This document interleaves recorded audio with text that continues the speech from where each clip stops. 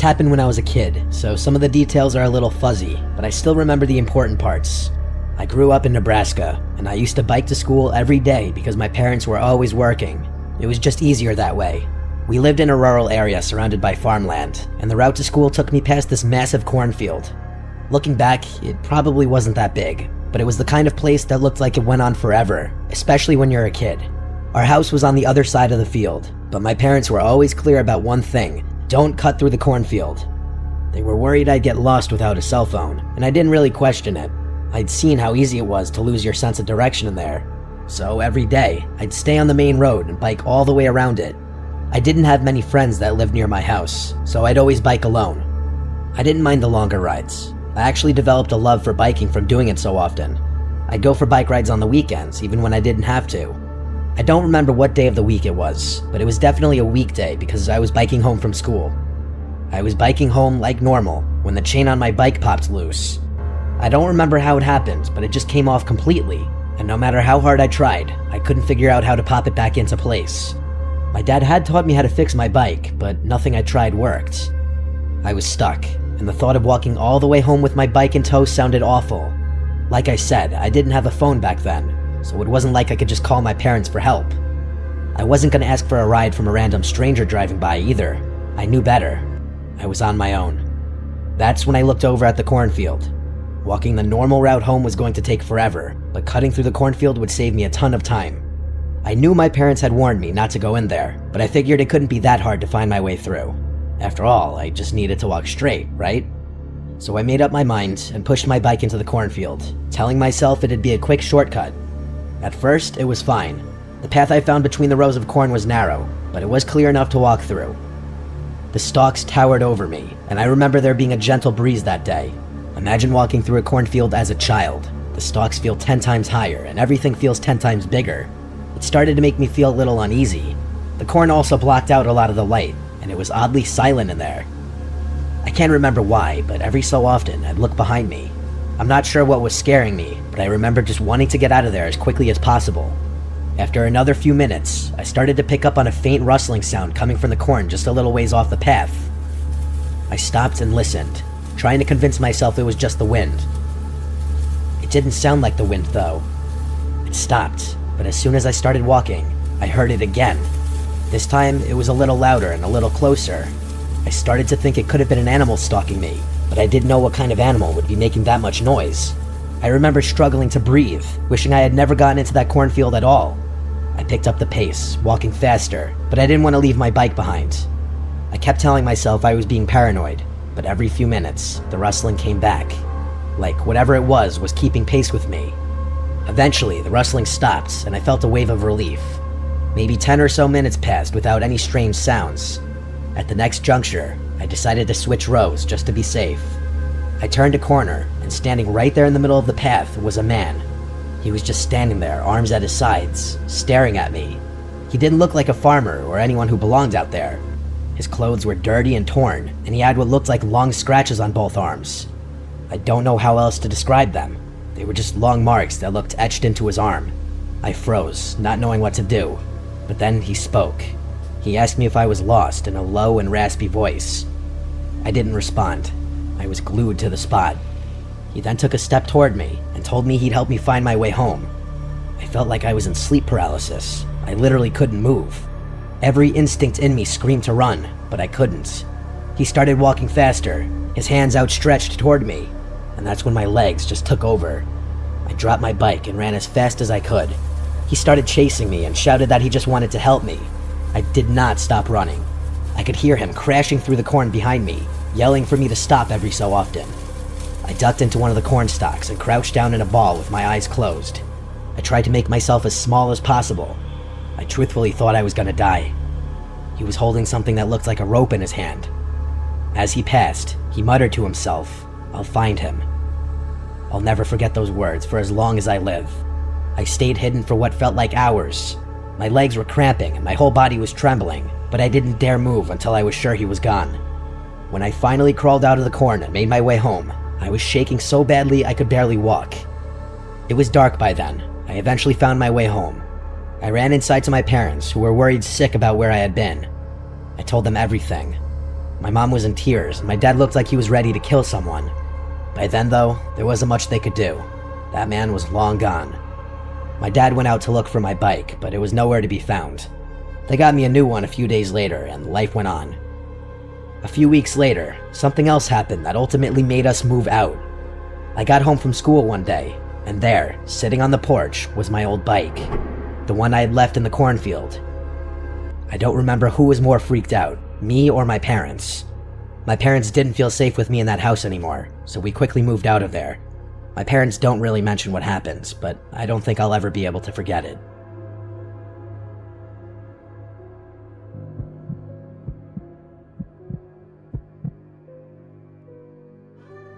I was 28. I had been trying to chase my dreams of being an author by writing for a popular newspaper, but things didn't work out.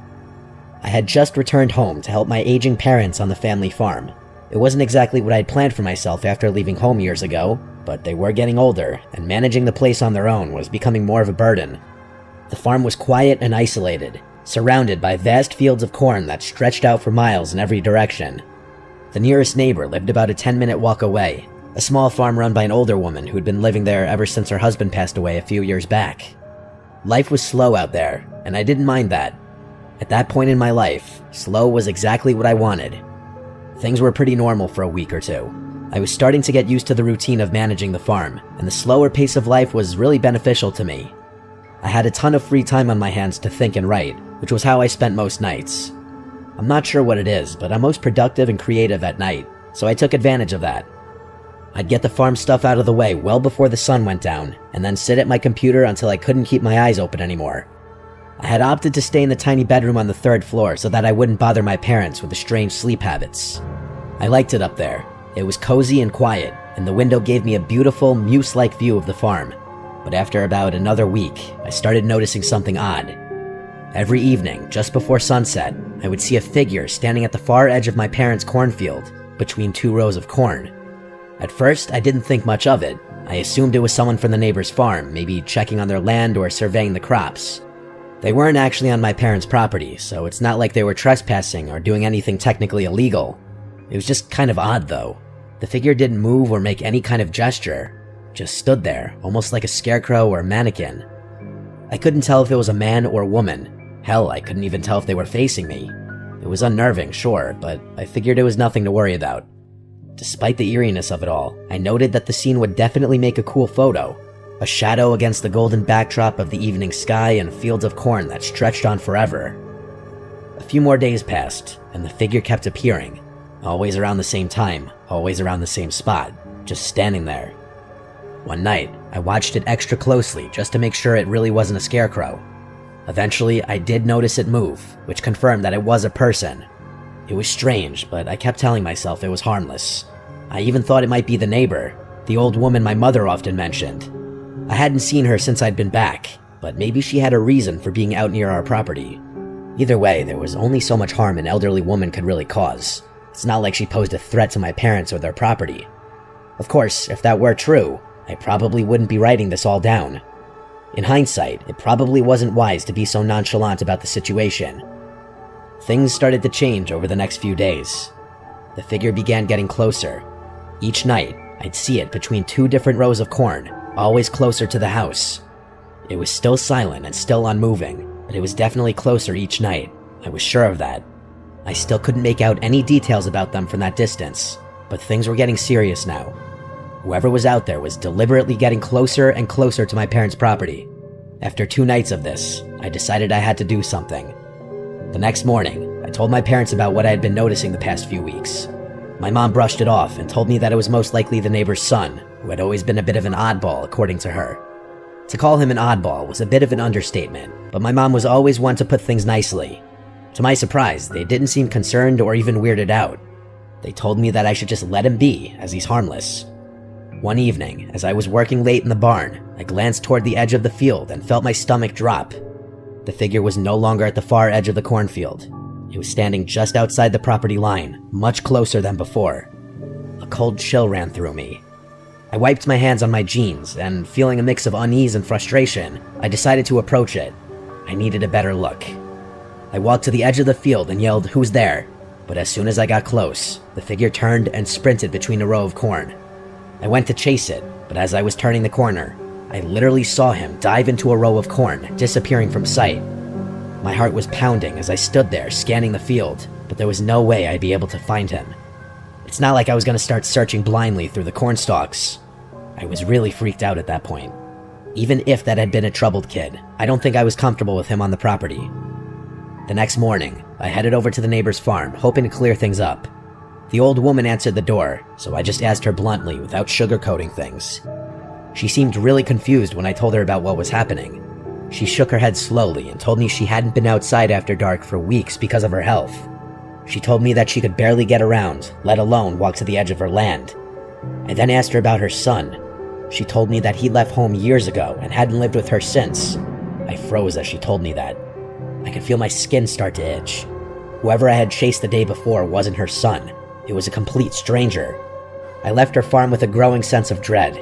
Whoever or whatever was lurking near the cornfield wasn't from her place. I immediately told my parents about what she told me, and they grew concerned. My mom suggested calling the police, but my dad insisted that would be a waste of time since they hadn't actually done anything illegal. My dad instructed me to stay awake and wake him up should that person come back, which I agreed to. For the next few days, nothing happened. Like, the figure wasn't there anymore, which was a relief. Maybe they had noticed me confronting my neighbor, or maybe they had simply decided not to return after being chased. Either way, I was relieved. Later that week, I was out in the barn finishing up some chores when everything went dark. When I say dark, I mean it. The entire farm was suddenly plunged into darkness, and the power cut out without warning. All the lights inside and outside the house flickered off. I never carried my phone on me in the barn, so I was truly blind. My heart started racing. I had a feeling I knew what had caused the outage. I fumbled in the dark for the flashlight I knew was nearby somewhere. After finding it, I sprinted out of the barn and toward the house before stopping in my tracks. I wanted to run inside, but knew that would be the cowardly thing to do. I was about to run around the house to check the breaker main when I heard it. There was a faint rustling sound coming from the cornfield. The realization hit me. That person was on my property, within mere feet of me. I turned and swept the beam of flashlight across the field, trying to be as quiet as possible. For a moment, nothing happened, just the same rustling sounds. But then, out of the corner of my eye, I caught a glimpse of movement. I jumped and shakily pointed my light toward the source. There, just a few feet away from the barn, was a man. I could see that now. It was a man with a few patches of hair on an otherwise bald head. He was wearing overalls and staring directly at me with this menacing look. I glanced down at his hands. He was holding a rusty garden trowel. Fear took over me and I ran. To my horror, I heard him begin to chase after me. I sprinted into the cornfield, hoping to lose him in there. I turned to see him in full pursuit, running as fast as he could. I turned a corner, and before he could see, I full-on dove into a row of corn. I sat there with my heart racing, trying to cover the sound of my breathing. A few seconds passed before I saw that guy run past me. It was the most terrifying moment of my life. I wanted to make a dash for my phone and call the police, but I was too afraid. I sat there silently for a few minutes, contemplating the situation and my life. Eventually, I got out of my hiding spot and ran all the way back to the house, which was still cast in pitch-black darkness. I called the police and woke my parents up. The police searched the property and found nothing. They did, however, find the source of the outage. Someone had dumped a bucket of water on our breaker main, which tripped the whole thing. The next day, I helped my parents install some added security measures, and even went as far as to tell the neighbor to be careful. I was only on the farm for another month, but nothing happened in that time frame. It killed me to leave my parents alone on the farm with some psycho lurking about, but I had to move on with my life. They hired a farmhand to deal with the chores, so I wasn't really needed anymore. This was by far the most bizarre and unsettling experience I've ever been through. It's something I still think about a lot.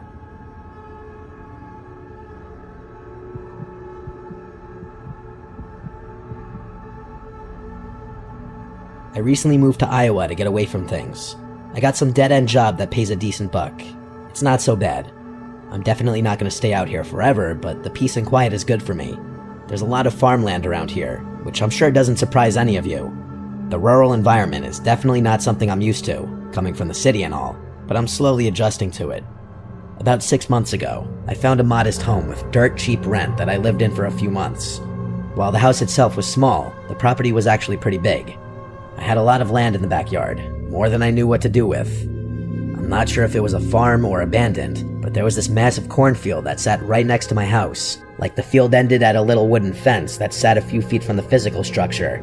You could practically touch the outside of the house and the fence at the same time. That's how close they were. As you could probably guess, I didn't have any neighbors. Despite what you might think, I found the isolation really peaceful. Sometimes in the evening, I found myself staring into that field from the window, reflecting about my life as the stalks billowed gently in the wind. I probably would have stayed in the house for a longer period of time had it not been for what I'm about to tell you. It was a windy October night, one of those cold nights that makes you want to sit in the comfort of a warm bedroom and look out the window at the wind blowing things around. I actually like being outside when the weather's like this. I know I'm a little odd in that regard. There's just something about shoving my hands in my jacket pockets when it's cold that makes me feel good. I was smoking a cigarette on the house's back deck, surveying the yard one more time before going back inside. I was almost finished when I heard it.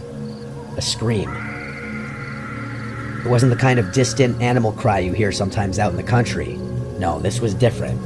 It was sharp, high-pitched, and unmistakably human. It sounded like it could have been a child, maybe a young boy. The sound echoed from the cornfield just beyond the house.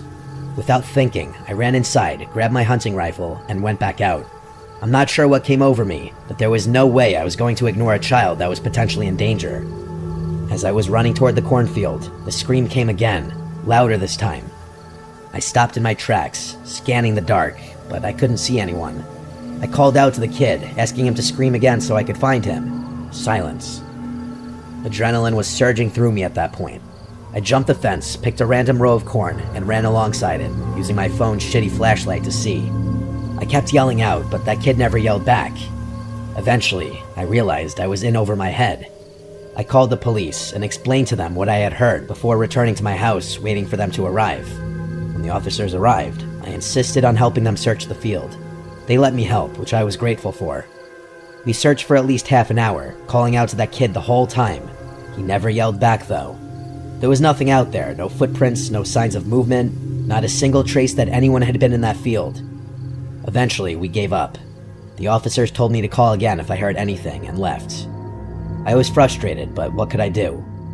Part of me wondered if the whole thing had been a prank, which sort of made sense. I'm sure the kids out there struggled to occupy the hours. It just made me sick to think that someone would prank another person like that.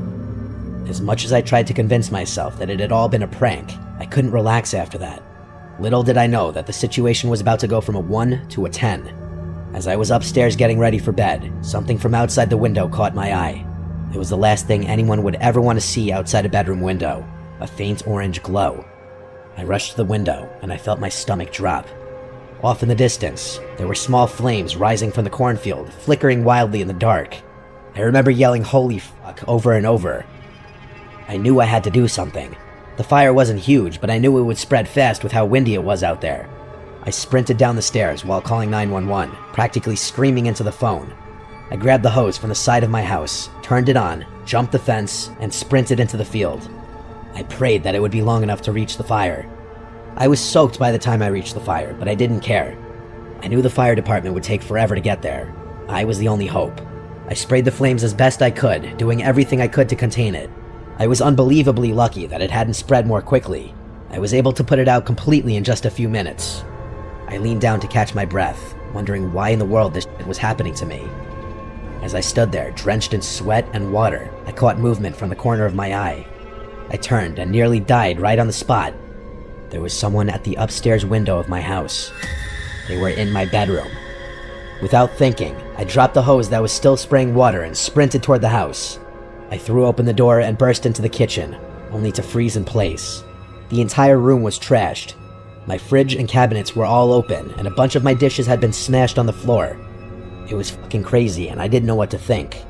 I barely had time to process the chaos when I heard the front door slam. I spun around and ran to the front door, but by the time I got there, whoever had been inside was gone. I rushed outside again, but they were nowhere in sight. I didn't have the energy to chase them. I actually thought I was going to pass out from how chaotic the sequence of events had been. A few minutes later, the police and firefighters finally showed up. I told them what had happened, and they took things much more seriously this time around. I Attempted arson is a serious felony, and they treated it like such. A bunch more police officers and even some police dogs were brought out to conduct a more thorough search, but once again, they didn't find anything. Clearly, they had enough time to escape on foot. For a few weeks, I couldn't sleep. Every creak, every rustle in the night set me on edge. I slept with my hunting rifle on the floor next to me every night until I was able to move out. I kept thinking about what had happened. It didn't make any sense, but what gets me the most is that first scream. It makes me sick to think that there might have actually been a child in danger, not even 100 yards from me.